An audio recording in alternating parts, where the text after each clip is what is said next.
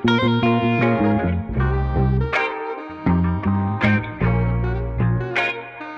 like this. See, obviously, two colours, but I was looking for more like a... You can either do that, or I can literally, instead of doing it red, I can make it look like there's a Scotland flag paint, but realistic and 3D and stuff like that. So really Scotland.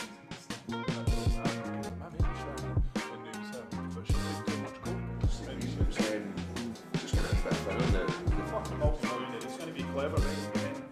I think it's good news, but that kind of news made a bit of all this stuff. Is it quite realistic tattoo? It's as realistic as you're doing it. Fucking You son of a bitch.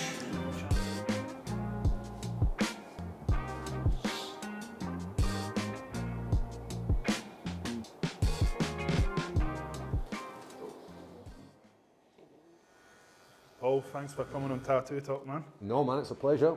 What are we getting today? So I've been part of the Hit Squad for probably about, let's say 10 years. 10 years. My teammate Chris Bungard's got a Scottish Hit Squad badge, so I decided to get the skull. I don't want to get the full badge, because I think it's very,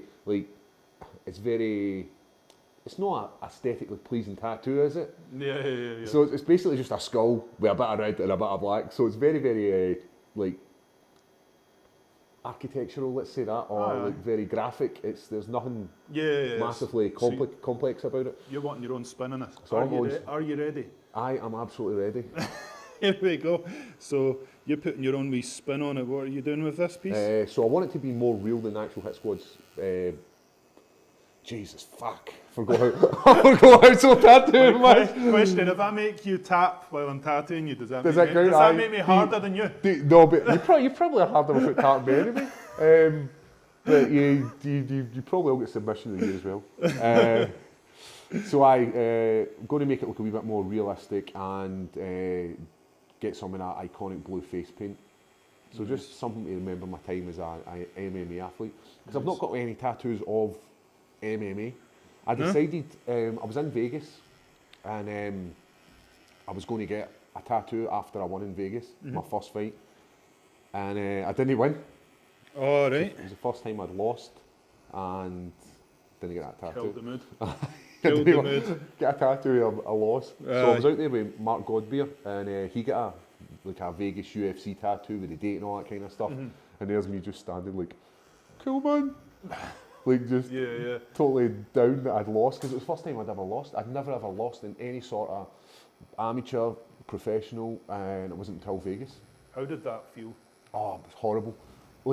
Nothing can prepare you for it. Because I know people saying, but what about if you lost at football or you lost at rugby or any of that kind of stuff? I don't think it matters, because that's a team. It doesn't, Because we all lose, don't we? Exactly. And that's we're all in the same position, but where you're just sitting there yourself, down. Yeah. And I remember people around about you, because I was on first and then Mark Godbeer was second, and Brian, my coach, then had to deal with that and then run all the way back to then go and deal with my loss and then run back to the changing room to go and deal with Mark Godbeer, who was going out fighting. So I was kind of left on my own, and it's like grieving. You go through a whole process of being quite self-destructive. Then you start doubting yourself, should I be in the UFC? Because this was I'd only fought once in the UFC, I'd fought twice in big shows, and I started doubting my ability, should I be here? Yeah. And even the next fight after that was in Glasgow, and I get knocked out in Glasgow, same again, first time I'd been knocked out, go through that emotional roller coaster. Hadn't really recovered from the loss in Vegas mentally, because it wasn't physically, because physically we were prepared for both fights, but it was mental more than anything. And lost, and then was at that point I can't get any lower. I was last fight in the UFC contract, was potentially getting chucked out if I'd lost the fight. And UFC, as they always do, they obviously want the best fight. They don't care about your emotions, how you're feeling, that kind of stuff. And then they offered me London, and it was March, London, and it was against Ankalaev. They just signed him. Right. This guy was being tipped as the next Khabib, the light heavyweight Khabib. This is what they were calling him. he was like, I didn't know much about him. We couldn't really find much on him because our Russian's not that great. Yeah. So my coach had done his research, we'd done the fight camp, started working with a sports psychologist. Oh yeah. Made a huge difference. That's similar to what the Stoltmans do. They've got like a I seen that sports the other day, they'd been speaking about last night, they'd said they started working with guys. I think for a long time it was like, you know, the classic man up, just man up. Oh, you've lost, just man up. I can't lift that, just man up, it doesn't matter. So for a long time, that's what the attitude was in sports. But I think over the last 5 to 10 years, we've seen a massive change in that, where people are being more, they're investing more time into the mental aspect of all sports. A body isn't necessarily going to be much different from the other person's body. It's the mindset that's different. Yep. So why not train the brain? Like when you see like Lomachenko and Usyk fighting and stuff like that, they've got them doing rounds and they've got them doing sort of mental shit in between. It's just training the mind before the body. So my conditioning coach gets that kind of stuff. So see in between rounds, or in between like hard sets. So maybe like I've maybe done a sprint and maybe done like a squat hold. He'll get me to do like maths. He'll get me to do like brain teasers. Right, count back this way, do this. So you're at the point of being in a fight where you're panicking. You know that the adrenaline's pumping, the heart's pumping. To try to slow it down and get you to think about like actually being like calculated as opposed to just going out, I'm just going to batter him, I'm just going to batter him. So just keeping the brain switched on while the adrenaline's pumping. We're seeing a lot more of that where people are investing in this kind of stuff. Oh no, definitely. Because when I was watching your fights and stuff like that, it was after those losses that you genuinely looked like a completely different fighter in the ring. Like completely different. You stood taller. You're just your presence in the ring. It was like, oh shit. I know for a long time I'd only kept it me and my coach. That's what it was. It was just me and my coach. We made it there. It was me and him, and we'd got it there. But I think I had to bring in more people. I had to bring people who are specific for their own needs. So having a conditioning coach, not relying on my own knowledge of conditioning, because it's the knowledge I've got isn't that great. I mean, it's far better now for learning myself, going to college, working with conditioning coaches and learning about different aspects of the body, because for a long time I just thought, I'll just do this, just lift it, but I didn't realise there was all these, there's like if I lift any more than 2, then it moves from being strength into muscle hypertrophy, hypertrophy into endurance. So there's all these kind of things that I didn't know about, and I was working in the wrong areas. So now I've got a better understanding of it. I know what works for me, because that's something you need to know as well. What works for you? Like maybe the long sprints aren't great for me. The 30 seconds plus, I don't like them. So maybe I'll shy away from them myself. Whereas my conditioning coach is like, oh, you don't like them? Cool. That's what we're going to do. So he works on the areas, does loads of testing with me, and then from that he then knows where my faults are, and he can work on them and specifically pinpoint them. Whereas what I wasn't doing before, I was like, right, I'll do some strength, I'll do some running, and I'll do some sparring. Nice. So it was very, very primitive. I was cutting my teeth. Like when I joined the UFC, and I say this all the time, I was very, very green. Like I had no understanding of the sport. I had no understanding of being an athlete. And then now it's just started to get better and better. And as you're saying, like being able to stand tall, because there's confidence in yourself. There's confidence in your physical stature. There's confidence in your actual abilities and in your head as well. It's intimidating when I'd imagine it'd be for the other person, it's more intimidating being across the ring for someone that's just confident. Yeah. You know what I mean? They're switched on, you know. You can see they're no like because when you see these other fighters coming into the ring, they're all like in the other person's face, they're screaming, they're going to get an adrenaline dump halfway through the fight.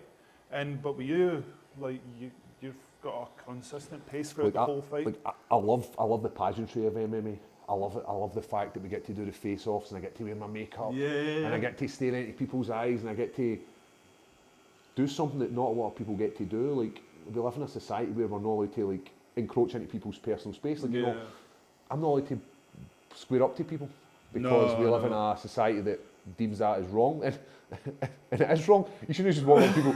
What are you saying? Like there's times where you're in the car, you know, you're driving about and people are flashing lights, blasting horns and giving you the fingers, and you want to go out and you want to invade their personal space. But we live in a society where that's not allowed and getting to do it through the UFC and feeling their emotion and even your emotion as well. Like, it's beautiful. Do you think you can prop it into someone's head just by the stare down?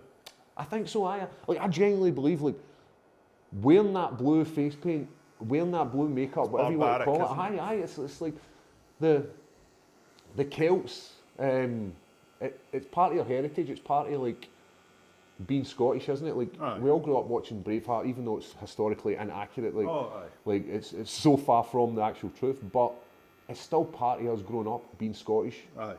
Having an Australian represent us in a movie, and Mel Gibson. 100%. Somebody had actually sent that in as one of the messages. They're like, "What about Mel Gibson?" And I'm like, I don't think so. I don't think Mel Gibson's the guy I'm going to get tattooed onto my... Why did they get him, man? Like, I know. Was there any other Scottish people? I think it was just, he was the star at the time, wasn't he? He was the guy, you know. And I do love Mad Max. If I was getting any Mel Gibson tattoo, it's Mad Max or nothing. No, exactly. No, definitely. So, you've no... When was it you started your sort of like martial art career? Well, not necessarily your career, just your interest in martial arts in general. As a kid, we all grew up watching action films, don't we? And that's probably where it started. Like Arnold Schwarzenegger, I grew up him idolising him, thinking he was the ultimate male, and he still is the ultimate male. No, he's up there. Like he's just an absolute stud. And then, you know, you've got Rambo, you've got Sylvester Stallone and Rocky, you know, all these films as a kid, just all these guys, they just appealed to me. And even back in the day, I used to love Steven Seagal. I used to love his movies. I used to think they were great, even though they're like pure cheesy now. But like watching them back, you're like, it's pure cheesy, man. But you still love them. So it was probably Rocky was the first time I'd actually seen about combat sports, you know, fighting and watching the whole process of going through a fight camp and seeing what it's like, and then from that, the end results of a fight. And I love the first Rocky, the fact that Rocky doesn't win. I remember watching this with my partner. She was like, "He doesn't win," and I was like, what's the point then? I'm like, it's not about the winning and the losing. It's about the whole journey that this guy's been on. It's about everything that goes along with this, and then obviously then it gets closer to the victory, and he wins the second one. Third one, he's unstoppable. Fourth one, he then gets beat off Clubber Lang is the third, and then fourth is Ivan Drago, where he goes to fight in Russia, and then 5 is when he fights Tommy Gunn. Hey, you dumbo! So I grew up watching these films, man, and that's probably where it came, but I was always too scared to go into these kind of gyms. Like, I would never go into a boxing gym.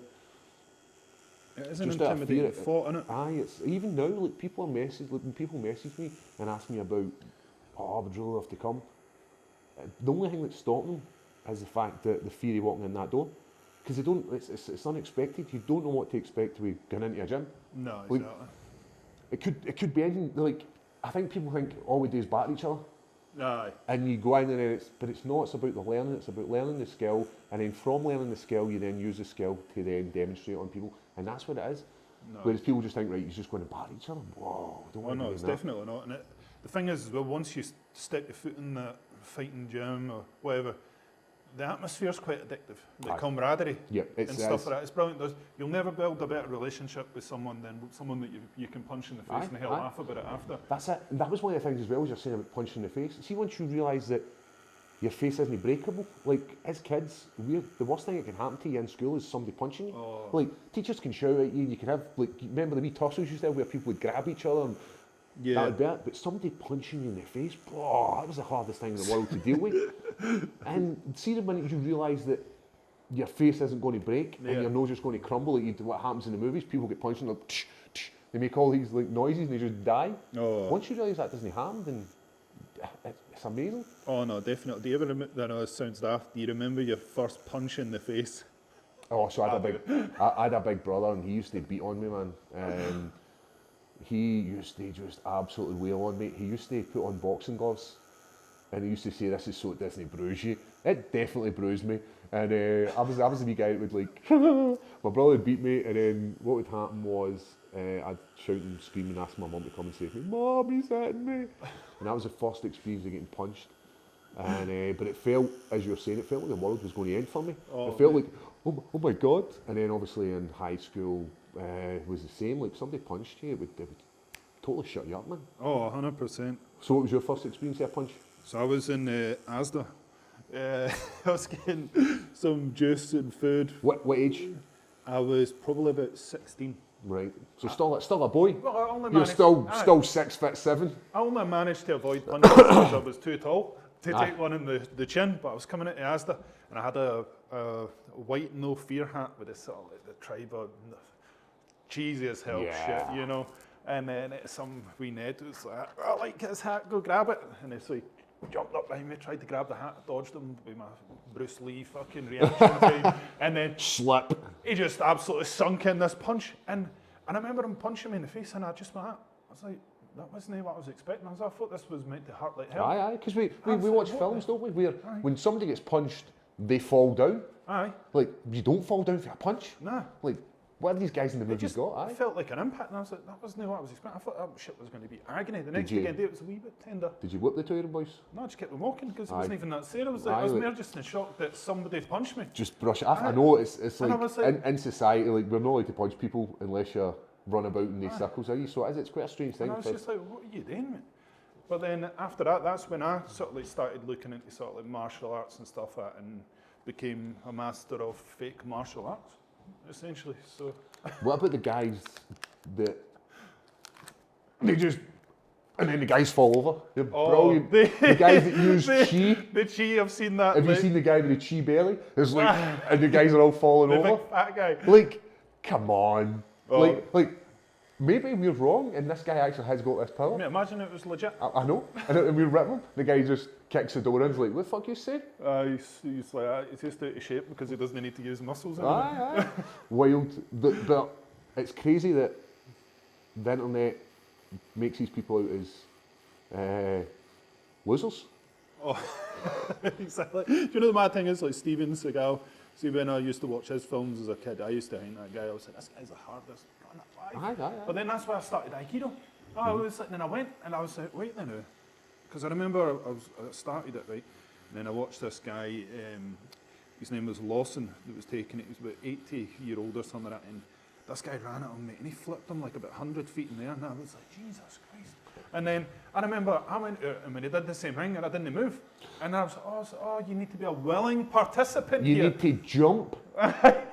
So see, we're in the gym sometimes. We'll be hitting pads.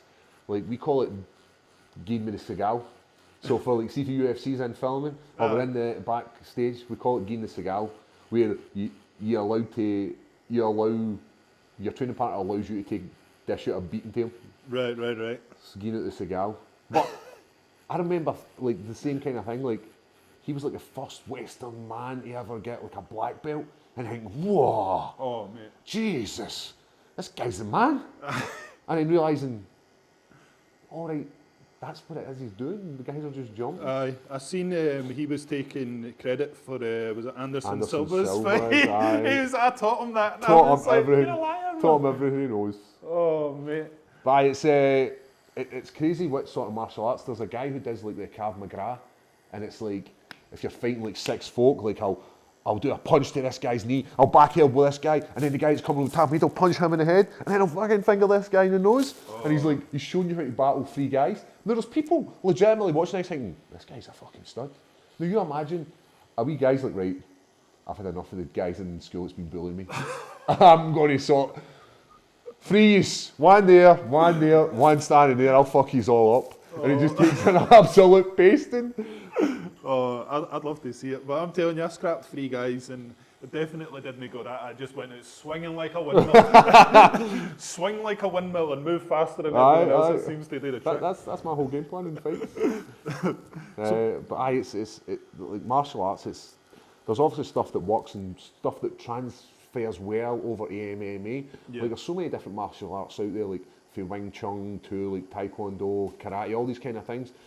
Individually, quite a lot of the sports and because quite a lot of like, see when you look at Taekwondo or you look at Karate, quite a lot is like dance moves. You're learning a set pattern, and I do understand you're learning a set pattern, but in that pattern there is strikes. I do understand that, but quite a lot it doesn't transfer well over to combat sports like combat karate or combat taekwondo. Yeah, But I understand why they run through it. It's a good way to get young kids into martial arts at a young age, and it's safe and it's effective. And then if they want to then progress with that, then they can. But some of the things I like that have transferred pretty well are the kicks for karate, like karate kicks, taekwondo kicks, all this kind of stuff. I think transfers well. But ultimately, the kick you need to know is a Muay Thai kick, a good old roundhouse kick, man, just bum. Oh, you're a big fan of them, I noticed that. Aye, I love the kicks. I've got power. Like, I don't have a lot of power up body. You can see that in my stature. Like, you don't look at me and go, whoa, look at the size of his pectoralis major. He's a fucking stud. You look at my arse and go, hey, you guys got some big legs. That's it. I've got big thighs, big legs.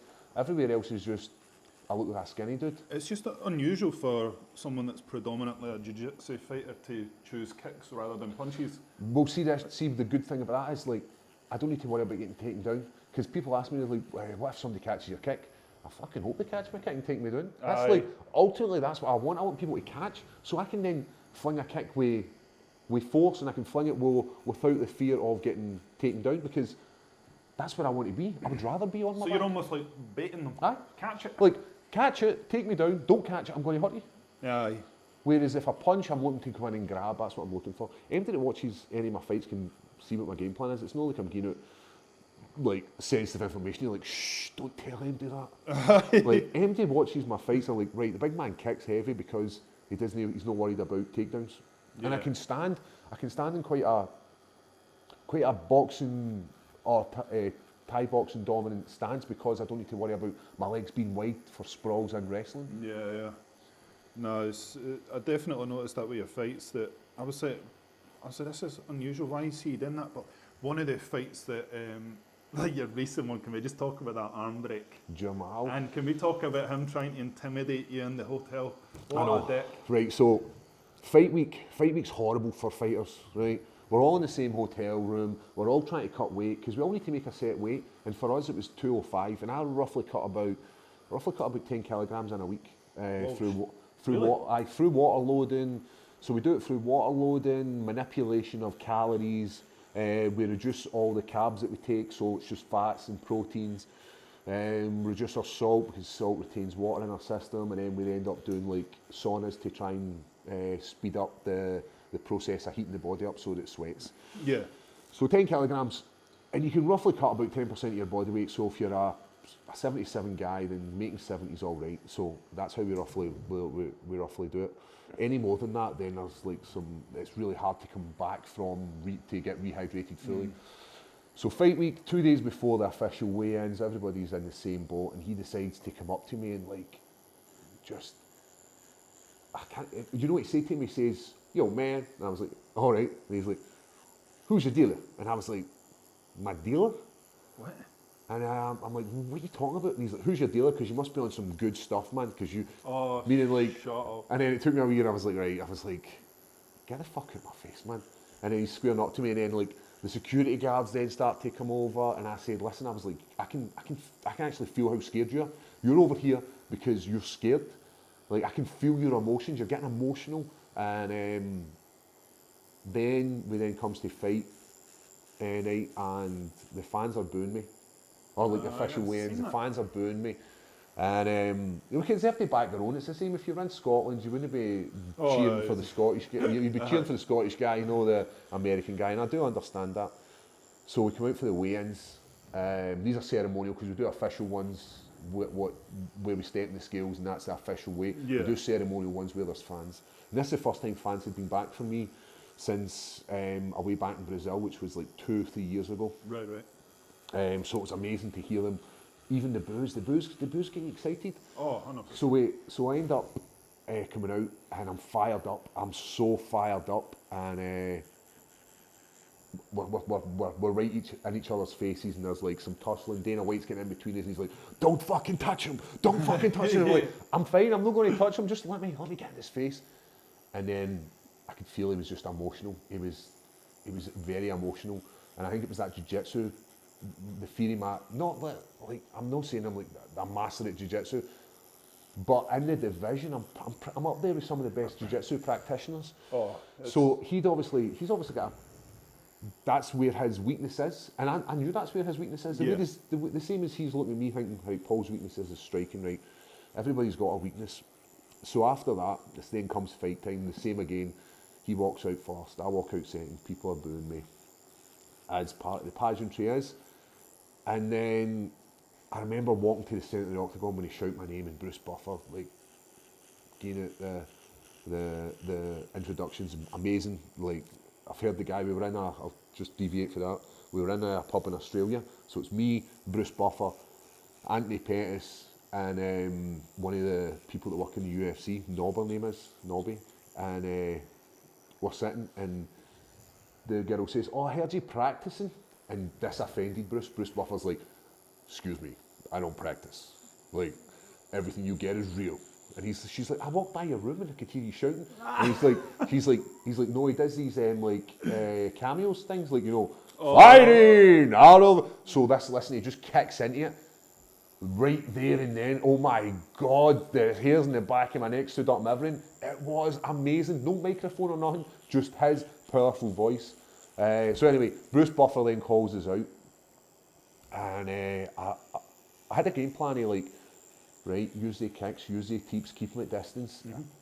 And it's fine having a plan, but plans never ever work, do they? No, like, never. So you just resort to what you know. So I just grabbed him, pulled him to the ground, and then I fired in that submission. And what I find amazing is, because he had been, we would say it, gearing at the big game.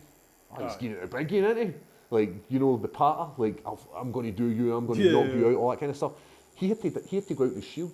He couldn't be like, "Oh, I can't tap." So he's like, "You're going to have to let that snap," and that's what happened. Dislocated, like, so hyperextension of the elbow, which is like forcing it back. So if it runs on runners like this, where it will run back and forward, and there's some cartilage. His went like that, and then his shoulder dislocated as well. That came out just because there was so much pressure. And then the referee, who is a legitimate jiu-jitsu practitioner himself, obviously seen that the arm had snapped. I'm saying to him, "The arm snapped," and then he's just like, "Keep going." What Cool, the mate. fuck? I know. So one of the main things about being a referee is the protection of the fighter, isn't it? It's like, you need to, like, be it boxing, taekwondo, martial arts, whatever it is, you need to protect the fighter. And I think he kind of dropped the ball in that, because it was very noticeable. It was very noticeable at the time, and then the fact that I'm telling him, and then Jamal then decides, like, it's snapped, what's the worst? I'm just going to try and rain down punches, and I take my hat off to him and that. Your arm's snapped, you're not in a great position, like, I've locked up that triangle, and he just starts swinging hammers into my face to try and knock me out. And I said to him after, I was like, "What are you trying to do?" He was like, "Trying to finish the fight." And I was like, "Love it. Just love it." The fact that I don't give a fuck about my arm, I'm just going to try and knock you out. Oh, 100%. I've seen recently so would you say that was bad for the referee's part then? Definitely. I definitely, you know, but it's hard being a referee, because there's so much pressure on you, and nobody's protecting you as a referee. When I say protecting you, if a referee makes a mistake, he gets absolutely chastised for it. Like, he does amazing. If the referee does amazing, he doesn't get in for it, does he? It's not like, "Oh, did you see that referee? What an amazing referee event he did there." You don't get that. No, exactly. But if he drops the ball, everybody knows, and we've seen it with, like, Dan Hardy and Herb Dean. I've seen shouting at him, and Herb Dean comes over to Dan Hardy, and Dan Hardy's like, "Listen, your job is to protect the fighter," and I'm totally with Dan Hardy. Dan Hardy is a fighter and a passionate guy, and a guy who loves the sport, has the right to chin somebody. Oh, 100%. For it. Like, saying, "Listen, you dropped the ball there."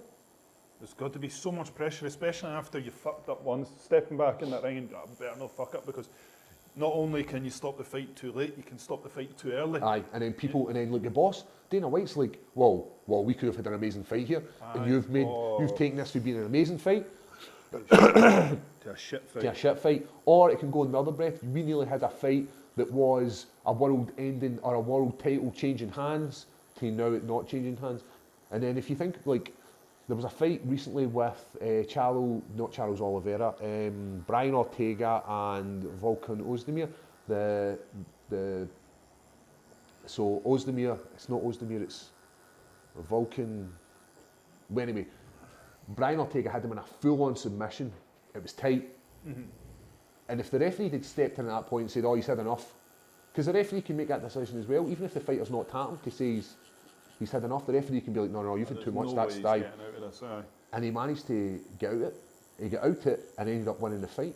So there's times where that happens, and that, for me, the referee done the right decision. Yeah. There's times where, like, Mark Goddard, who I think is an amazing referee, British as well, like, he knows the fight game inside out. His jiu-jitsu's amazing as well. He's been in with he's been in for the start, so he knows, and he's given us a few warnings, like, hey, keep moving. Yeah. Like so he tells you, like, I do something, I'm going to stop this. So I like him as a referee.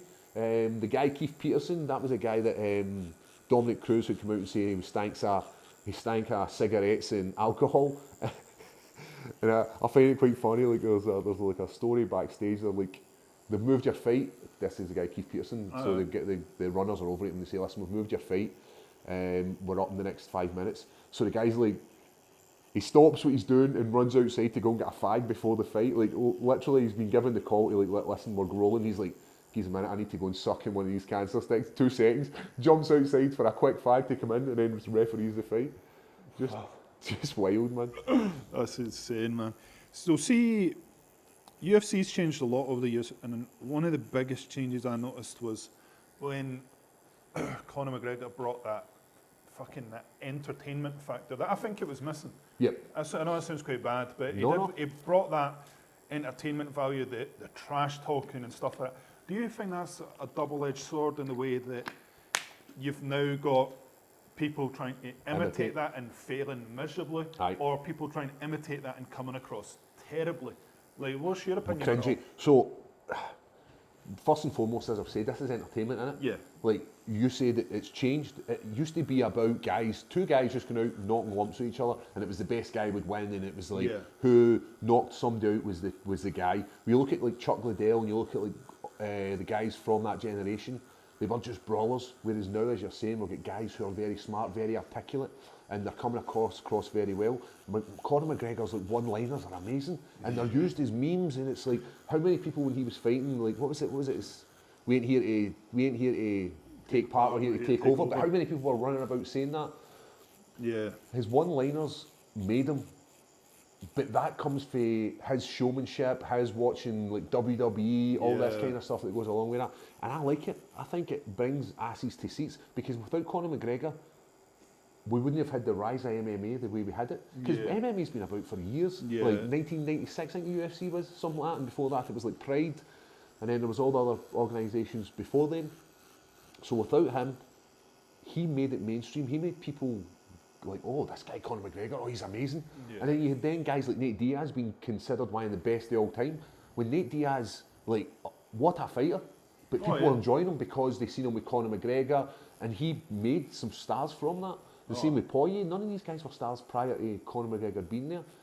And then in that double-edged sword where you've got guys who are coming out and trying to imitate it and failing miserable, and it's cringing. You're like, oh my God, why are you like... the worst, I know, so... And you can see when it's not natural to somebody. You can see, like, it's so blatantly obvious, like, this isn't this guy's not natural personality, so why the fuck would you do it? Just go out and be yourself. And in the same breath, it's not really worked for me. Like, I'm not a very big social media guy where I'm like, I'm going to fuck this guy up, because see when you go out and you're like saying that, like, oh, I'm going to do this to him, I'm going to do that to him, and you don't deliver the goods, you kind of look like a bitch. Like, I'm going to knock this guy out, and I'm going to do this, and he's going to get subbed in the first round. It can backfire massively. So that kind of goes back to when you were fighting the recent guy, and he was emotionally invested. Was he trash talking you online and stuff like that as well? He was like trolling me, man. Like, I was getting messages. People were tagging me and stuff. He was making them spend, like he does. He makes loads of videos. His social media is massive, right? He makes loads of videos of himself, and he'll just talk about fights. He'll talk about stuff, and he would do all these videos. So what happened was, for all the Bearjew fans that are out there, there's like, I'm not saying I've got like millions and millions of followers, but I've got a few loyal fans. They were just trolling them, and they were just winding them up. And then what happened was, then there was people who were like, then making it more racial abuse towards the guy. Fuck's sake. So in the same breath, like, I can't control what the guys say. So I've got fans who are like, no, Paul's going to do this, Paul's going to do that. And then you've got just assholes who are just like bringing in race to it. So I can understand why Jamal Because these are... he said it was personal, and Jenko was based on those comments. It was based... Because I spoke to him after it, because me and him went out and partied after it, and that's exactly what it was. He felt my fans were being racist towards him, and they were... And I'm like, listen, they aren't fans of mine. They are, like, social media is a horrible place. People that are fans, but there's people out there that are just pieces of shit. Oh. And they were just trolling the poor guy. And then because they were getting a rise out of him, because they were realising that this was working, they then just kept doing it. And I'm like, listen, mate, I'm really sorry about that. Like, I'm sorry that you had to experience that, like, in our sport. Because I think MMA as a sport's very, very inclusive. I don't think it matters what colour you are, what creed you are, what sexuality you are. Because you look at female, we're one of the first sports to have, like, proper superstar female combat athletes. Yeah, no, exactly. Like, there's always been female athletes when you look at, like, Serena and Venus, but as a combat athlete, there wasn't very many out there. Nothing. Like, I don't think I could name a female boxer who was a superstar. No. Whereas we had Ronda Rousey, and then now we've got people like Shevchenko. There's loads of people, and there's loads of females who are coming out. Like, I think we're a very, very inclusive sport. I don't think it matters what type of person you are. Like, there's a space for you in MMA. Fat, thin, ugly, stupid. There's spaces for you, man. There's a space for you. No, it's good as well when the UFC get the mix of characters right. You know what I mean? I know. And that's, as you're saying, the mix of characters. When you've got guys like Mike Perry, who is just a brawler. Yeah. Like, he's one of my favourite fighters. I know he's left and he's now doing BKB boxing, like the bare knuckle stuff. Oh, yeah. But I thought he was wild. You either got Mike Perry, who was an absolute stud, or you get Mike Perry, who was a loon ball. They were the two versions of him you got. Yeah. I remember the first time I went and get the face paint done, and we had, the first time was in Sacramento. He was fighting the same card. And we're walking back to the hotel, and he runs over and boots the fire exit open. Like, just boots it open. The fire exit was not meant to be open, but he's like, fuck it, I do what I want. Kick the fire exit out, door open. It's absolutely pissing down at this point, right? And I've got a hood up and I've got the blue paint on. And he goes, let's fucking go, Scotland! Like, just, that was the first time I ever spoke to the guy. Absolutely brilliant. And then for that, like, I kept in touch with him, we kept speaking. Brilliant. Just a character within the sport, and I genuinely loved watching him fight because he had granite hands and he put on a show. Whereas you get people who, even myself, man, I don't want to be in the firing line and be taking the shots. Whereas Mike Perry, he wants to be in there and he wants you to hurt him. He uses that as fuel. It's he wants to be incredible. It's like Incredible Hulk, where he's like, the angrier you get him, the better he gets, the wilder he gets. What's the worst injury you've had for your fight? I ended up with a hole in my chin. So what happened was, I think it was an uppercut, and the skin just split, and you could actually see the bone through it, but I didn't know I had it. So after the fight, I'd won, and I'm absolutely buzzing, over the moon with my result. And then you scratch your beard, and it was like that doesn't feel right. And I then went and looked in the mirror, and there's this big white patch of bone. Man. So I had to get it stitched up. So underneath the beard, if I shave it off, I'll get like a big scar there. So I need to keep the beard for the rest of my life. I've had broken ribs in fights, but the worst has to be probably skint knees. Skint knees? Skint knees. Now the octagon, the floor in the octagon's like this canvas, right? And it's to stop you from sliding, and it's to stop you from like not being able to get punches, so you're able to sit into shots and punch and deliver big, massive shots. Yeah. But the minute you touch it with your knee, as you slide along to get a takedown, it just takes off all the skin. Sandpaper. It is. And I had literally tried to take this guy down. It was in Philadelphia. And the guy was massive. His name was Kennedy Nunchaku. And if you go back and watch it, the fight, you can just see it at the end of it. I'm sure it's Daniel Cormier's like, it's going to be a sore shower for Paul Craig after this. I ended up winning the fight, but I had no skin left in both knees and the top of my feet because I kept shooting. The blood was running down my legs and everything. That's how sore it was. So I'm going to look at people's knees now when you're fighting them. Aye, let's see if I can get the picture. I know it's no very. The guys out there will be like, let me see the pictures. We'll upload it, don't worry. But aye, so that has to be one of the worst. And I know it sounds like a skint knee. Just Do you get a cheese grater these days? That's it. Oh! So that was one. Right, have a look at that. And that was two. Right, get in there. Get in there. That is honking. Innit? So that was like literally no skin in my knees. That was the day after. Now the issue with that was, right, that's fine. Put a wee bit of cream on it, it should be fine. You have to then go on an aeroplane and put on trousers. See by the time I got to London, it had stuck to my knees. Oh, when you peel it off, man. See when I was coming home, literally took another layer of skin off it. And I was like, I remember going in for a shower and I got home to Glasgow and I was like, the water's just running down my knees and it's so sore. So I know it doesn't sound very manly, like there's guys that are like, yeah man, I broke my arm, I broke my jaw. But for me, skint knees. That Jamal way, a broken arm. Aye, and he's like, you should have seen my knees. Should have seen my knees, I know. You know, the guys that are like, I got a scar for this. And it's like, who's got the best scar? Who's got the best story? I'm like, oh, you should have seen my knees. They were fucking sore. I would never have even thought of that. That's hilarious, man. So and it was because I'd done so many takedowns and I was like walking along on my knees at one point to try and like catch this as he was sprawling back. It just done so much damage. In the gym, I found my cheek, one of the guys fractured my zygomatic, which is up in my cheek, like up here. And I ended up having to get like an operation and they put a wee balloon in, it goes poof, and they pop it back out for the inside, so they go up inside your mouth.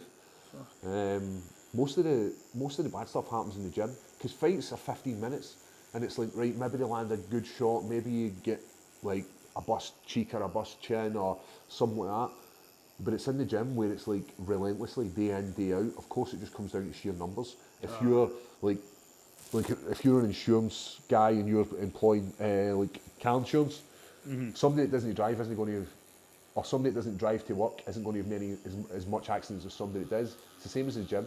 Like, for all the time you're in the octagon, competing at fight night, to compared to day in, day out. So that's where all the injuries happen, like the broken feet where you kick somebody's elbow. Like, see, that's one of the worst. See, like the top of your foot, and somebody just catches you right in the elbow, bump, and the foot just breaks. Torn ligaments, all this kind of stuff. That's minging. But people would be like, oh, that sounds horrible, but for some reason it's still addictive. You still go back again and again and again to do it. I think what's almost the turn on for it is when you've recovered. You know what I mean? There's something, I don't know why, but like even when I used to skate, Perry will tell you the same, when you skate and you fall and you hurt something, so when it's healed, it feels stronger. It feels good. It does feel good. What size of board did you use to skate with? I was a skateboarder. I was a fruit bitter. You used to choose a shame. Right. 8.25. He's needing. It used to be 7. Did it? His feet would have been hanging over, like literally clutching it. So, like doing flip tricks and stuff. We thought you need a skinnier board to do all that, and we did. But then now we've had a feet and how it is now. Muscles. As an adult, you get. Wider board and stuff like that. So. I'm sitting at an 8.60 now. That's alright. Aye, I can still get the flips, still get the rotation. Aye. So. I know. I didn't know you had done like skating. I remember even a story years ago. I think you said it before. One of the first times you got hit, you were walking home when you're bored. I did. Aye, the first time, like as a kid, I get punched. I remember I was a sort of wee skater dude, and obviously growing up, and where I grew up, it was like quite a rough area. It was Craigneuk. I still love the place. It still made me who I am. Yeah. But just a wee group of guys were like, "How are you?" And it was like, that's what it was like. No, Boom, hit me, broke my nose, man. And I remember just like, as you said, like when that guy hit me, he didn't do anything. Like I didn't do anything just because I was a sheer shitbag. Like even if I could fight back then, you're not having a square go at you. It's not like me and you, let's go. No. Like so you're better off just walking away. But I was as a kid I used to skateboard. I was nowhere good. Like I could do an ollie, and I could like do, let's say like a 180 ollie. But that was about it. We never had any skate parks. The nearest one would have been Livingston. Aye, that's the Mac Daddy. Aye, so that would have been there, or it would have been Dumbarton. They would have been the closest to me. But now, like I've got one that's so many good places now. I know all these wee kind of pop-ups. It's brilliant. The only issue I've got now is I take my daughter up, and she's like a wee scooter guy. She loves a scooter. So I've got two things I don't like about it. One, I can't get anything done because all the dads want to speak to me. All right, Paul, what's happening? And then like you don't get to skate. Or the other thing is you end up just looking like a creepy old guy surrounded by kids. Just holding the board, like you finished in that bulb, son. Yeah. So you like, so that's my shoe way going up to the skate park Do now. you know what I noticed? Like, so I used to be 10.5 stone at this height, right? That was when I skated, mate. I was like a ninja, man. The height I could jump, and then I went back to skating and I was 18 stone. And I remember falling. 18 stone of falling, man. I was like, boom. I felt sorry for the skate park. Like, it was so sore, and I was like, whoa, maybe I'm not cut out for this anymore. I've still got my skates, and I'm still itching to get in a session. So if you want to hit up a fucking indoor skate park sometime, then let's do it. That'll be dope. That's a video. 100%. But so it took me like to have more time on my hands to realise the love of skateboarding I had. Like, because we all grew up watching Tony Hawk, didn't we? Yeah. Like how the game. Oh my like days, man. that was the soundtrack for like my childhood. They were that get me into music. I remember like the first band I ever listened to, like proper band that was the like entrance set you free. Yeah. Was Blink-182, and it was take off your pants and jacket. And I remember listening to this, thinking, this is amazing. And I remember I had the CD and I listened to it non-stop, like just big massive Walkman, remember? Like kids, and you just like you literally, it wouldn't fit in any pocket. It would not fit in any pocket. And I remember just listening to it, like I knew every word to every song. So good. And like, see when you like, there was always that one song, I can't even remember the name of it, man, but it was some proper cringe American sort of like indie song that I used to listen to my skate, but there was always that one song when you put it on, it was like, oh, this is shit's going down. So from that then opened up the world of like pop punk, and then from that I then started listening to bands like new metal bands, because like Linkin Park were getting big at this point. And then through new metal I actually discovered metal, and like my sister's husband, he was into Metallica, and he let me hear like Metallica, and I was like, oh my god, these guys are the guys. Good, like how amazing is Kirk Hammett at the guitar? And I remember I used to think like, right, I just want to do this, I want to play guitar. So still play the guitar, but went from playing metal songs and like just power chording the shit out that fretboard to now playing like love songs. Like, it is weird how you change it. I know. Like, I've went for like, I used to listen to nothing but hip hop, like non-stop, and then like, because that was just what rollerbladers listened to. Rollerbladers listened to hip hop, or the baggy stupid clothes. Like you weirdos listened to like the metal. Like, you wore the skinny jeans, and I was like, he still wears them. And then now I was listening to Shawn Mendes on the way here. That's what I'm talking about, man. You can't be bothered, but then you still put these songs on. You still got a wee bit of excitement, don't you? When you still hear like that when you still hear like Dre 2001, man, you still get that. Yeah, let's fucking get some of that on the go. But it's crazy that it's nostalgia in it. It's like something like music can do that to you, and even after all this time, like you'll still go back and listen to these songs, and it'll take you back to some fond memories. It's just good sometimes, just listening and just reminiscing. Just thinking about like what was I doing when this album came out? Like there's stories that go along with this album for me, like Dre 2001, or being that rock show song, or like I remember going to gigs, and that was like one of the turning points in my life. See, realising at high school about friendships, like because everybody wants to hang about with cool guys, don't they? And you kind of force yourself to do it. Like when you don't have anything in common, and it took me a long time. It didn't take me a long time. It took me till I was like in the end of second year, and I realised these guys aren't really my pals. No, it's. And then started thinking about people who were like-minded, you know, who had the same music taste. And I remember like us just walking to school, and we used to walk home from school and we'd be talking about bands. Oh, did you hear this band?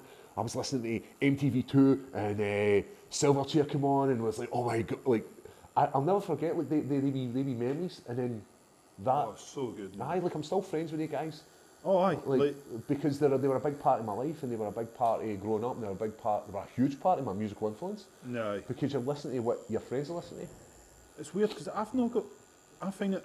I'm a type of guy. I find it hard to make new friends. So see, the only people I speak to and still speak to are people I met in the skating days. Aye. You know what I mean? Like my day one, bro. We used to skate until he fucked his arm up, this stupid cunt. Like this cunt was like the Is that why your arm's so solid, man? No, just because he must have had brittle bones, man. Because like his first skating injury, so he was like padded up the wazoo. He's got the wrist guards, the elbow guards, the knee, and then mate, he jumps down a set of stairs, right? And shit you not, right? He goes, jumps down the stairs and lands on his tail like that. Right? How the snaps it, right?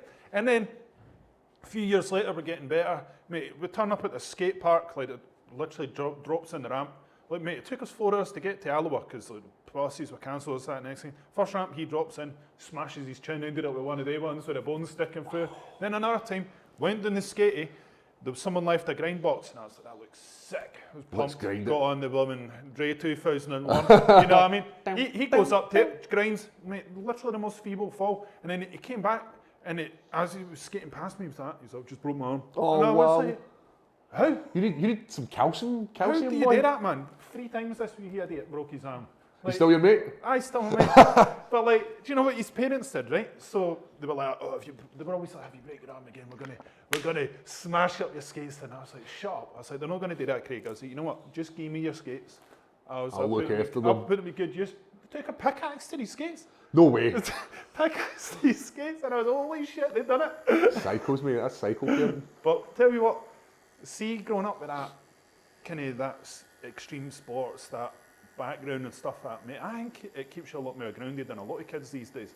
You know what I mean? Because all the kids that I see, the resilience, mate. Aye, the resilience. Aye, Like, see when you fall, you've got 2 options. You either get back up exactly, and do it again, or you decide I'm not going to do it.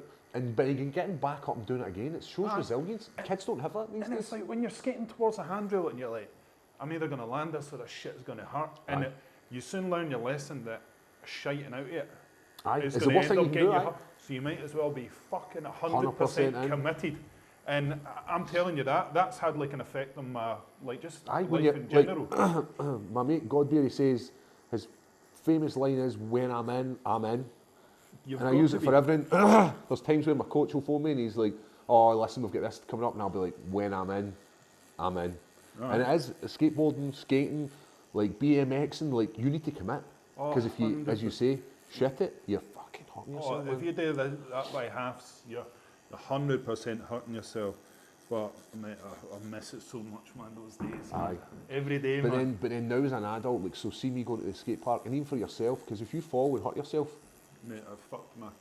You hurt your wrist. Hand, it's your job, and it was during the summer, and I was blasting the skating. It was beautiful, man. I was going up like every other day. I was finding like 10 minutes to before I was going to pick up the daughter from school. We were going to the skate park. I was just making time for it, and I remember doing just a pop shove it. Oh yeah. And I hit the tail, and it just went right up. I didn't land properly, and I put my hand down. Oh. And it fucking I know that pain, man. And I thought I'd broke it, and I literally couldn't tell anybody. I couldn't go in and say to my coach, I've hurt my wrist. So he's like, so I'm having to wrap up my hand to do pads, like hit pads and spar and all that kind of. And every left hand I was hitting was like, oh no, it was so fucking sore. But I couldn't say anything because my coach is like, listen, stop fucking skating, you're going to hurt yourself. And I'm like, I'm fine. And I got an email from the UFC saying, because I was fighting, I was leading into the summer, it was a fight. We see Paul skating, do you think he should be doing it? Saying I stopped posting stuff on my social media. Oh, for God's sake. And then I fell and hurt it, and I was like, I literally can't go and say to MD, I cannot. And my partner, she's like, go to the hospital and get it checked. And I said, I can't, because somebody will see me, and then they'll then tell, and then I was like, I'll just leave it. So it ended up with this really sore wrist.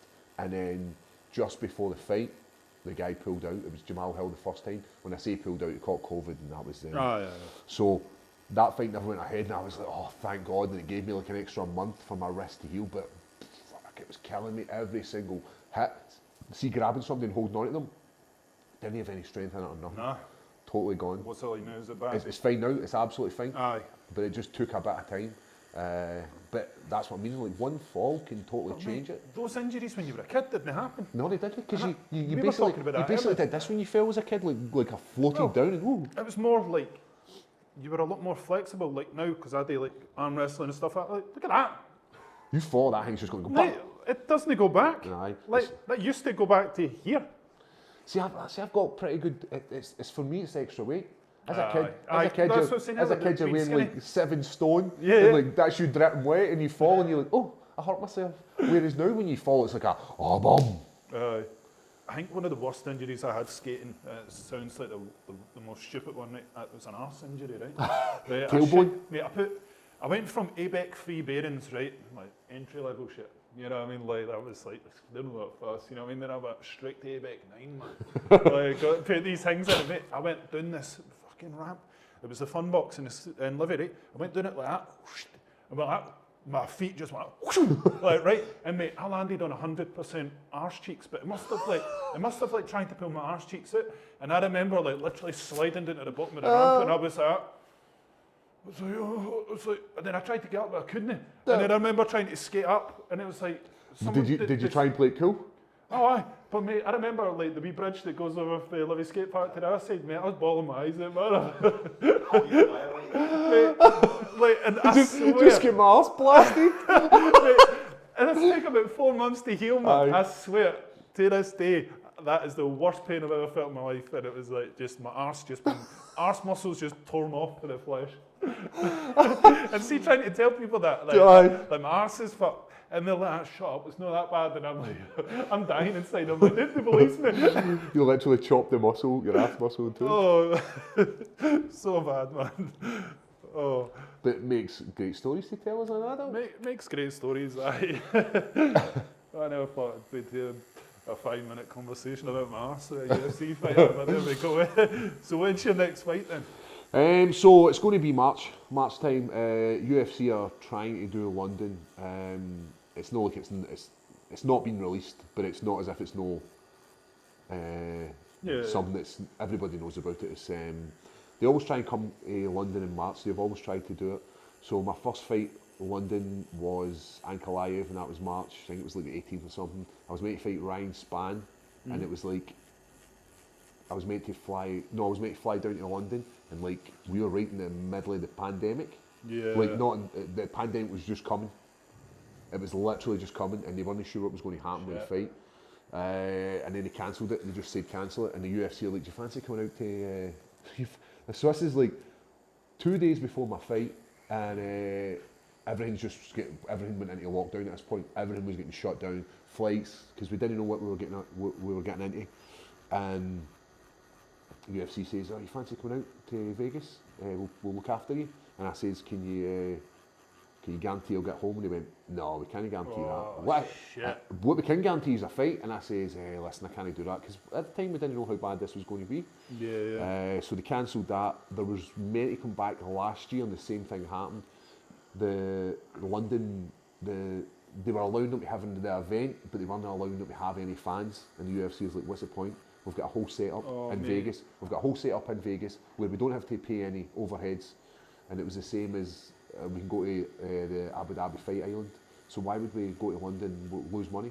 So they decided to just cancel it and move it to Vegas. And then this March it should be in London. I can't see why it won't go ahead. You know, March, London. So far, like some of the names that have been bandied about, we've got Tom Aspinall, who's like a rising heavyweight star. Like he's going to be the first UK heavyweight star, because you know we had Michael Bisping as the heavyweight champ, Conor McGregor as well, but he's going to be the first heavyweight, man. The guy's an absolute beast. Sparring partner for Tyson Fury. Oh shit! So his hands are legit. He can go. We see him absolutely putting a pace on everybody he's fought, and he's young. It's not like he's like I'm nearly 35, so I'm getting on in the sport, whereas he's young. We've got his teammate Mike Perry. I was going to say there. I forgot his name. Mike Grundy. Just so many names. So Mike Grundy was like a Commonwealth wrestler, won medals in Glasgow Commonwealth Games. Really amazing wrestler. He's fighting Amir Makwani, who's like Mr. Finland. So another European fighter. We've got Dan Till's been rumoured to fight Uriah Hall. So this is an amazing fight. This is like Taekwondo guy versus kickboxing guy. So this is an amazing fight. I seen Dan Till headline in Liverpool. Like I was in the crowd for that. Oh my God, the fans were electric for him. So I'm hopeful to be back on a card with him. Yeah. Do you know what I thought was weird, right? With his recent fight, because he's lost 2 fights back to back, is that He lost to Derek Brunson, and he lost to Whittaker, that was Fight Island. Why do people automatically jump on the "is he done"? I know. I'm Like, like, see I'm the like, people, fuck off. see the people he's fought against. Like, Brunson is an absolute stud, like an amazing wrestler and just crazy power. And like, Yeah. oh, because he beat you, that's him done. Like, come on, let's. I know. And then the same again, in the same breath, we've got him fighting against Whittaker, who's had like title fight after title fight, been a title contender, been a title winner, like, and you're saying he's done? Come on, man. I know. Like, he's fighting the best of the best. I know, but that's what annoys me, man. I'm like, I know. it's they're almost trying to like, 'cause see how with boxing and stuff like that, you're It means king. some- it like, means if something. you lose that, you lose. It's Everything. almost like you lose everything. Aye. And it's almost like they're trying to bring that to the UFC. Yep. And And it's like, just let people fight, Aye. man. Because, like, you know, like, I'm not shitting in boxing, but there's only a few ways a boxing match can end. You're either going to get a knockout or a decision. That's Yeah. it. Technical knockout, let's say that as well. That's how it's going to go. Where in MMA, there's so many different ways the fight can end through, like, kicks, mate. knees, punches, elbows, submissions, wrestling. There's so many variations of way this fight can end. So of course there's going to be nights where you could fight the same guy 10 times and it would be Exactly. like it'd be different every single fight.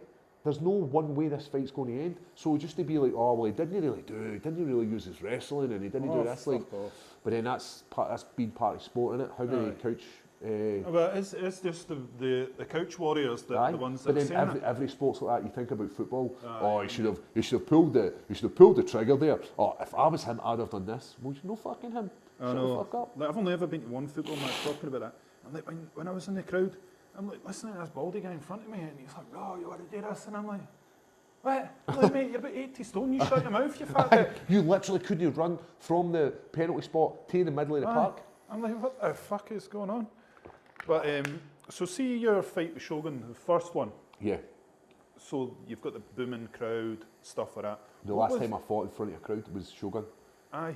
What was it like when you went back? Because it was a different atmosphere, It was wasn't it? because it was in the Apex. So in Brazil, Sao Paulo, fighting against one of the legends, and he Yeah. is like Oh, aye. former world champion, former UFC champion, Pride star. Like, the guy's a superstar. So to get the opportunity, we had to take that fight in 10 days' notice Wow. because we're never getting that fight. And we seen that Sam Alvey was meant to fight. He pulled out injured.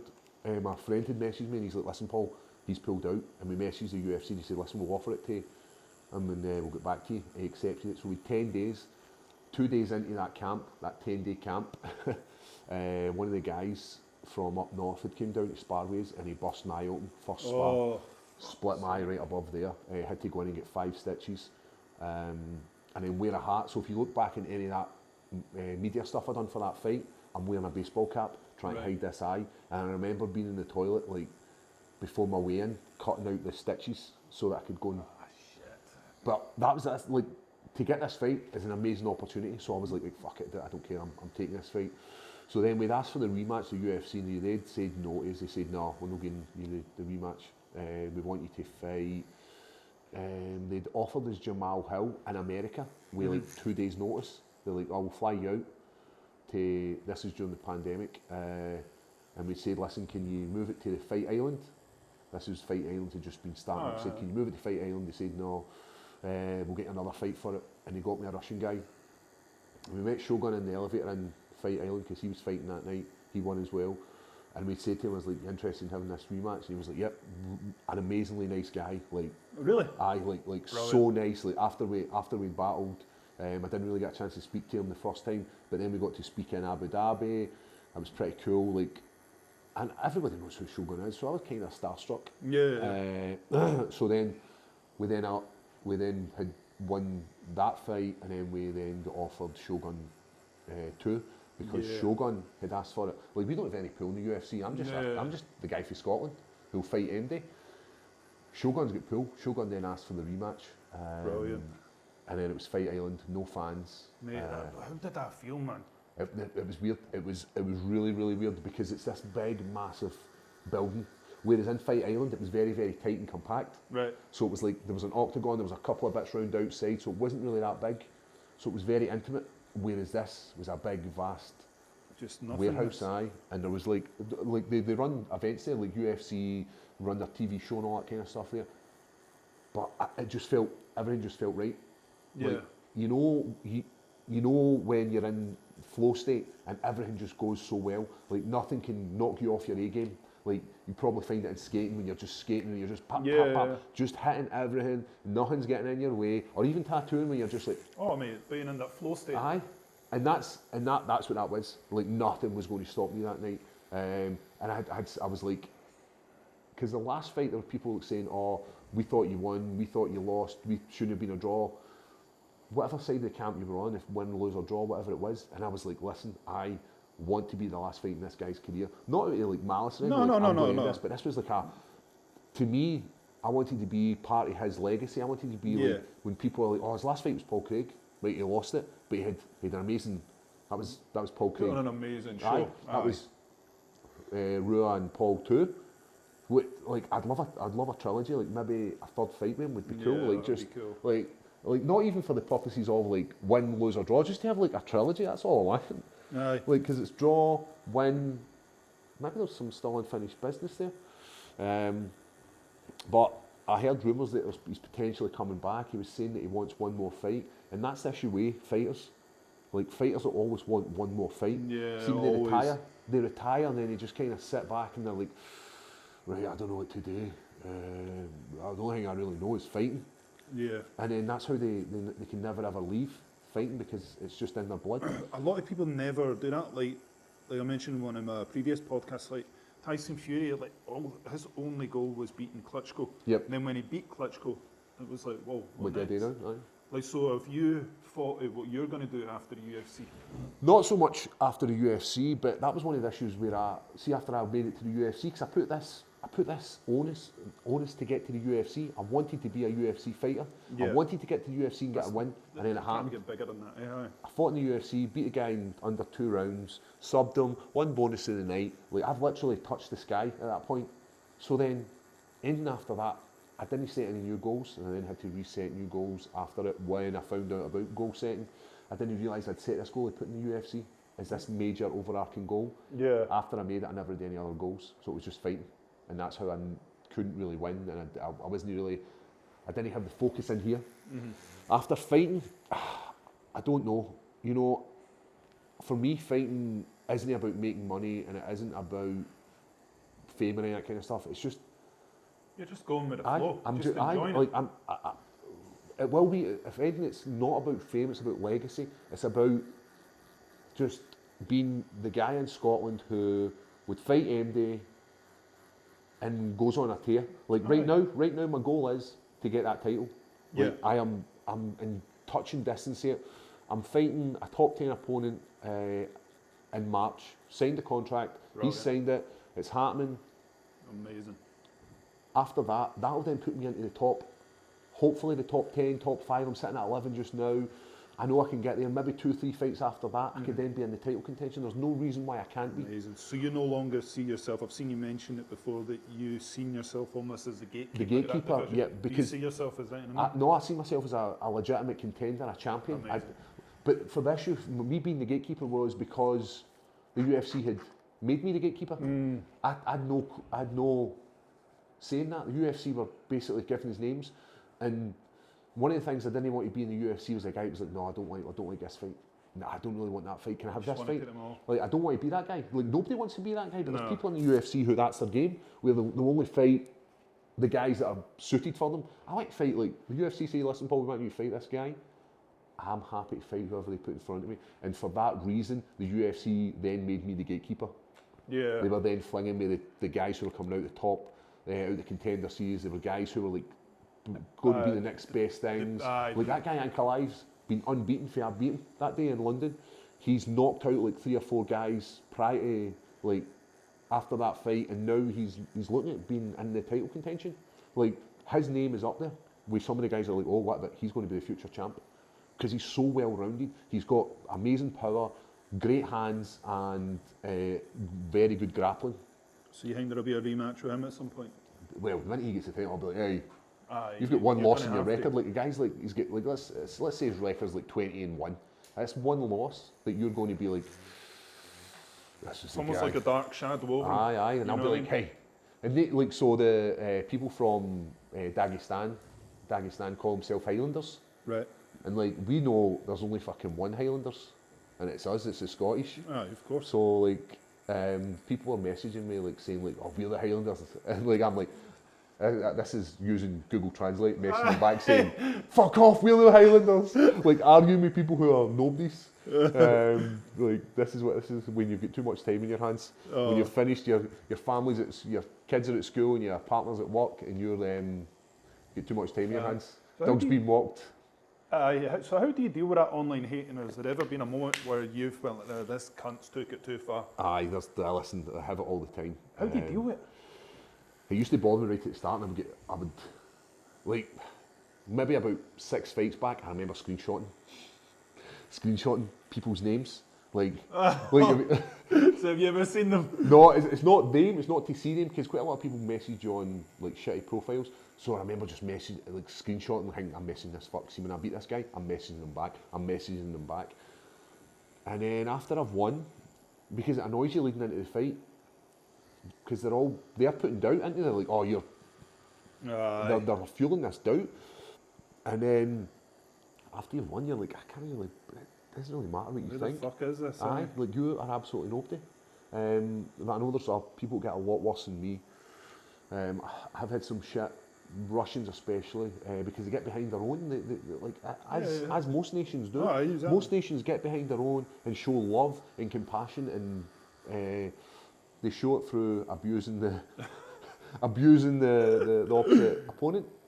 But social media, it's a necessary part of everything at the moment. You know, if you're running a business, if you're running any sort of professional athlete, be it an influencer, you need social media. You need to be you need to be active in it. You can't just be posting like a wee picture like every 6 months and being like, oh, here's what I did, here's my training session. Need to be letting people see exactly what I'm doing, exactly how I'm training, what I'm up to, what I'm eating. Yeah. And you've got to constantly be adding to it. You find that bit of things quite hard? I do, because like I'm a very private. I hate social media. I know. I'm a very private person, because obviously I'm on here telling you everything. Like I'd done a job in high school, saying you, but like being on social media, like I try to keep my family and my partner out of it. Yeah. I don't upload none of that. It's because like none of their business.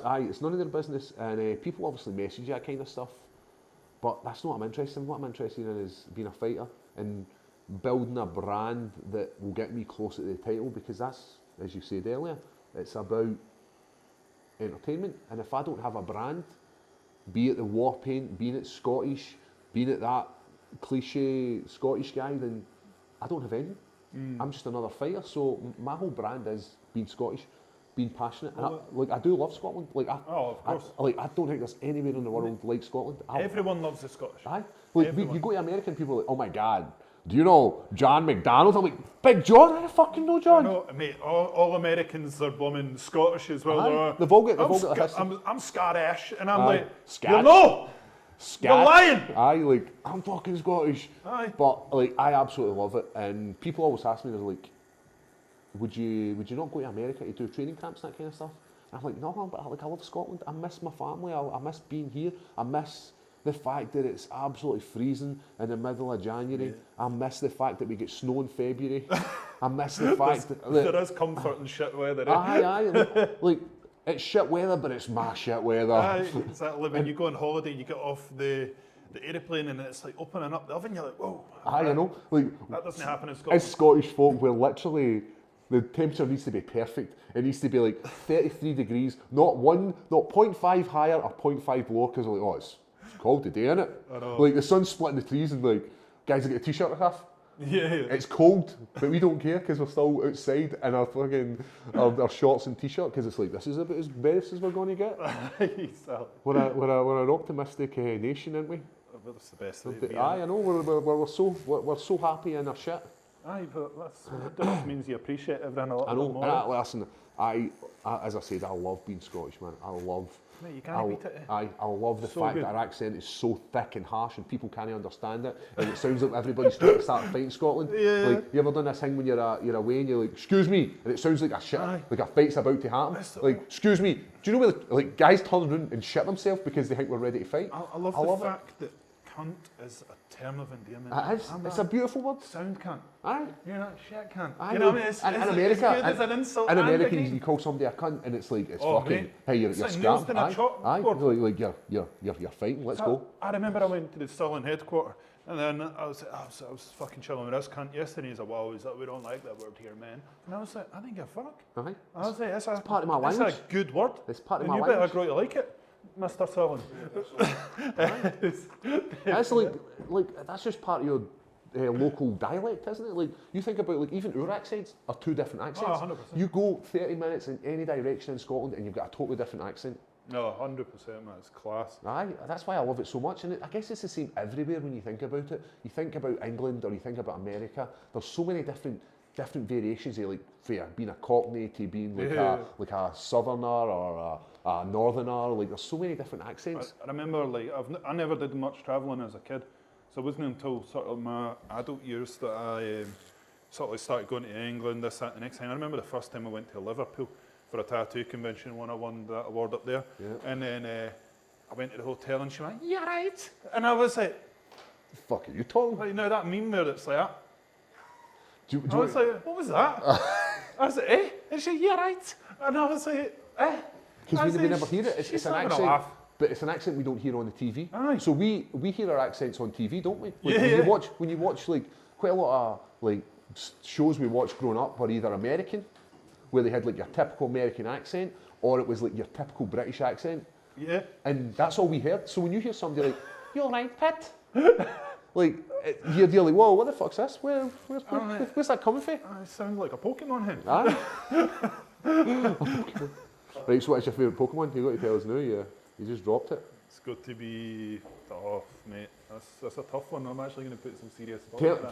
Tell me, you're no down with the new Pokemon. It's like it's no. just There's only like 100. 151. There's 151 and that's Aye, it. aye, I'm down There with was that. 150 and then I didn't mind when they added Mew into it. Aye, because that was a cool wee concept, Aye. wasn't it? But no, I'm not having like. There's now like thousands. I remember like this is just shows how much a loser I am. Like when Pokemon Go came out, I was like, "Fuck yeah!" Like collecting Pokemon. Like Mate, I'm not joking, mate.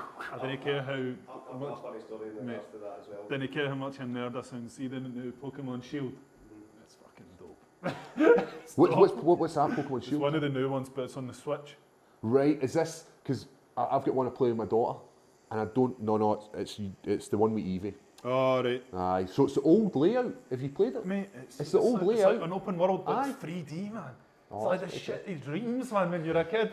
That's three-dimensional Pokemon. Aye, so Oh. I need to check that out. But it's elite. So What's your story? So when you're on the Pokemon Go, when it first came out on the phones, I was like, oh, I'll obviously see what it's all about. I got it and for a laugh, because I just started walking. I was walking the dog, right? But I took it out and I was like, oh, here's one here. This wee lad, he's like, I know what you're doing. I was like, you're doing Pokemon Go? And I was like, no. And he's aye. And he came running up to me and I was like, no, I'm playing hide and seek. And he's like, and then he's like, I'm over to kill them all. I was like, wait a minute here, this wee boy just came up. oh, walking about a street stranger danger. with a phone, and he's like playing hide and seek with a young child. I'm like, shit, I better get out of here. Did you see down in England? There was because like you set up sort of like a gym or something like that, and it's like a hotspot for them. Yep. These people were doing it down in England, right? Setting it up, and then when the kids are coming along, They were they stealing were it? robbing them, Oh, human nature is brilliant, isn't it, man? robbing them through the art of Pokemon Go. Brilliant. But like that for me was brilliant. Playing Pokemon Go was cool, and then they started bringing in all these Pokemon. I didn't know, and I'm like, what the fuck? Mate, it's just stupid, man. I don't Aye. even know any of their names, man. No, I've not even learned them myself. But for me, 151. And Mew's cool. Mewtwo. I'm down with that. Amazing. What was I going to say? Everyone thinks it's amazing the fact that you've went from teaching to MMA. What kind of, was it primary school or high school or It was what? high school. High school. So it was a Dealing with the assholes. aye, pretty much. Aye. Don't get me wrong, kids. I had a good relationship with kids Right. because like just height and stature. Like, I was a positive guy, wasn't I? It's not like you think about typical high school teachers, what they were like. Oh, Like, they were old dicks, weren't they, man? Aye, like, 100%. okay guys, we're going to learn about stalagmites and stalactites. And the teachers who were good, like, I remember school, I enjoyed school. I enjoyed school not for because I was very academic. I enjoyed school because it was a safe place. Safe place to hang about with your pals, have a laugh and a joke. That for me was brilliant.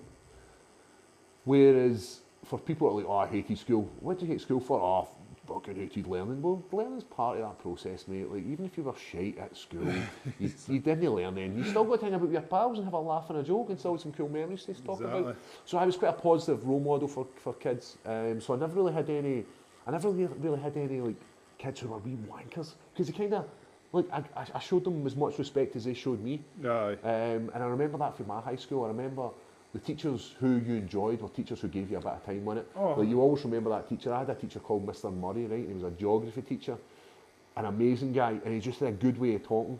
He was a showman. When he was up in the front of that classroom, he was like, yeah, he was the man. And I remember getting one of the only hires I ever got was geography because of him. Really? Because well, if you enjoyed the class, that was like so me. I really got on with my art teacher, who's now one of my best mates. Listen to this. So my art teacher, Neil Richardson, was he was, look, yourself, you know what I mean? Like, one of the younger teachers. He was hilarious, he was funny. They would ping elastic bands at the back of kids' heads when they were looking on that, you know what I mean? Like, shit like that. And then it wasn't until, mate, God, I left when I was 16. I probably bumped into him when I was 26. So 10 years later, there was this wedding I got invited to, and I didn't want to go to it. I couldn't be arsed. Weddings are shite. And then he was the same. He didn't want to go to this wedding either. I bumped into him, mate, and I was like, no fucking way. Did you refer to him as Mr.? I was like, do you Mr. Richardson? And be like, aye.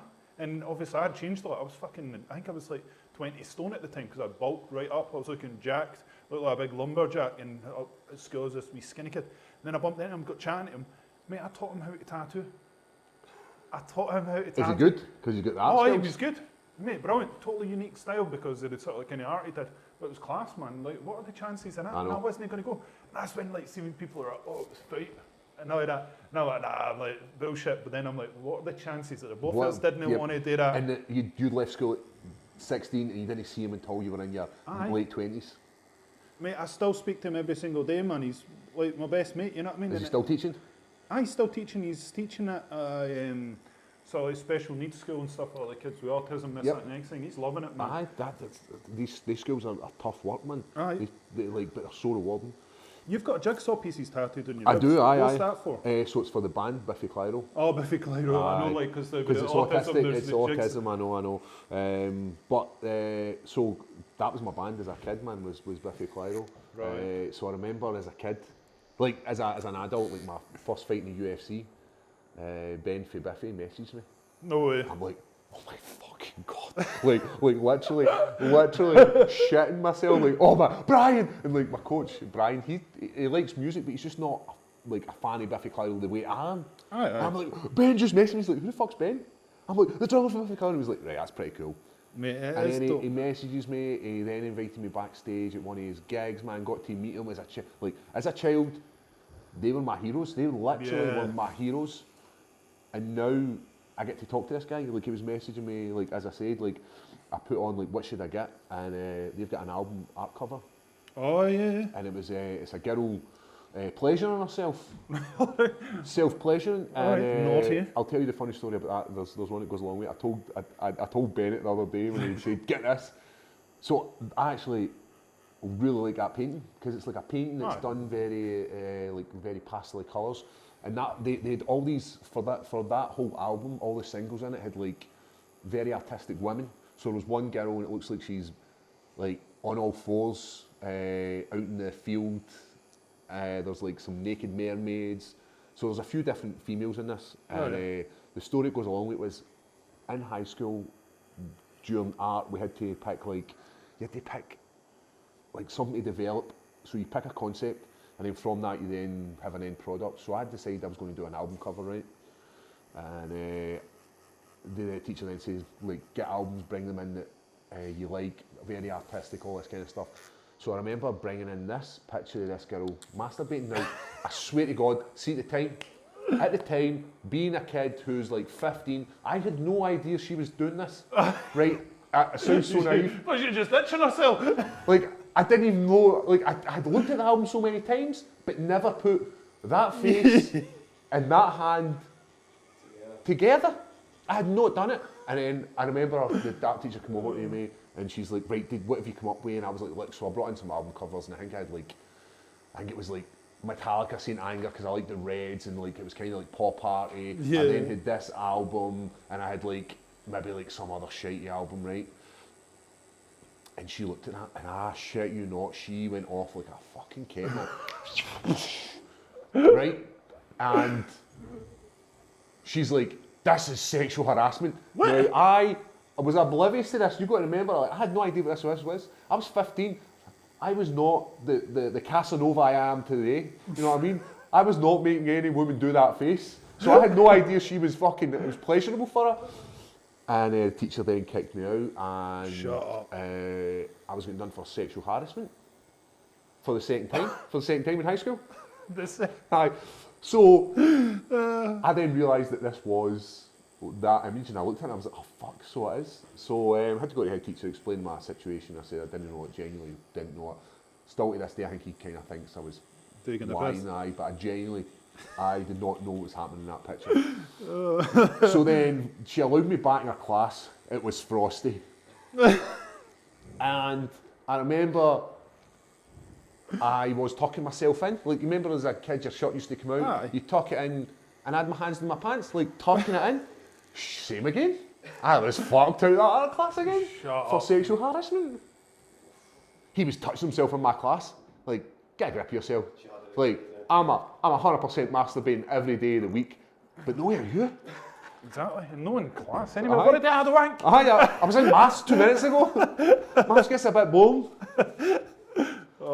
So that was my second experience of sexual harassment and that. Mate, that's mental. That'll come up in the news now, man. Like, UFC fighter sexually harassing. Oh, mental. But aye, mate. Can I jump to the loo? We're actually finished. Have we? I have a wee swatch of that. Oh, there's your fucking dinner right there. Yeah, mint salad. That is beautiful, man. Minty did. You did. So that's me. I'm like, I've got done, mate. I literally cannot leave the Scottish Hit Squad now. No, you can't. Because that's me, I'm in. I can't even jump about with somebody else's gym badge in my leg. Exactly, but no, listen, bro. Thanks very much. No, listen, that's an absolute fucking, it's been a great Hey experience, guys, man. thanks for tuning in. Don't forget to like and subscribe.